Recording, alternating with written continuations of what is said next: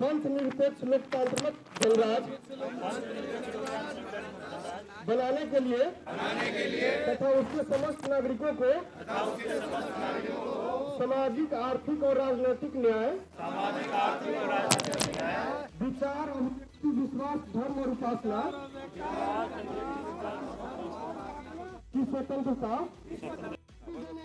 और इसी को हम आगे बढ़ाते हुए संविधान को मानने के लिए जंतर मंतर पर हमेशा मनुस्मृति को हम जलाते हैं और मनुस्मृति को हम जलाते हैं और संविधान को मानने वाले हमेशा संविधान का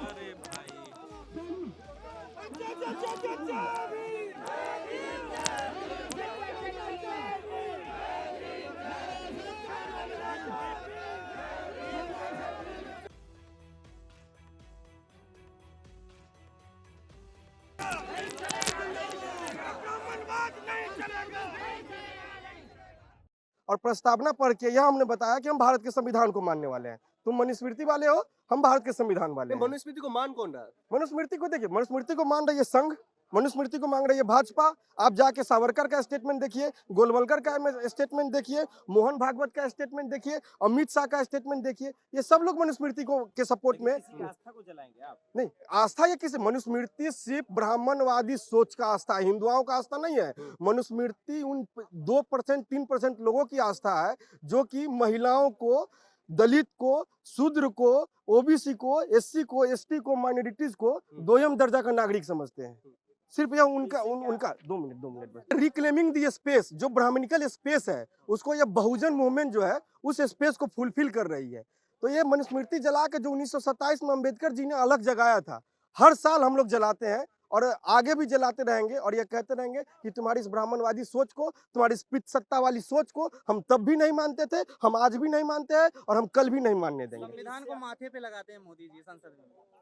मोदी जी तो बहुत चीज माथे पे लगाए, वो तो कुरान भी माथे पे लगाते हैं, लेकिन उसके बाद कहते हैं कि कपड़ों से हम पहचान जाते हैं कौन दंगाई है।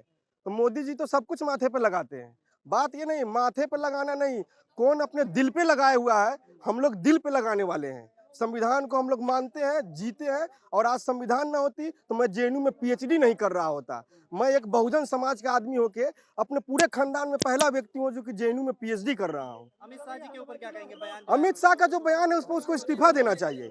आप देख रहे हैं कि पुलिस, शासन, समाज कैसे अमित शाह का आप देख रहे हैं कि पुलिस कैसे, इसलिए हम बार बार कहते हैं कि जब जब मुदिया डरता है पुलिस को आगे करता है। आज भी आप देख रहे होंगे कि कैसे पुलिस प्रशासन हम लोगों को बाहर जाने के लिए रास्ता दिखा रही है। तो हम इनके लाठी से न तब भी डरे थे, ना आज भी डरने वाले हैं। मांग क्या है?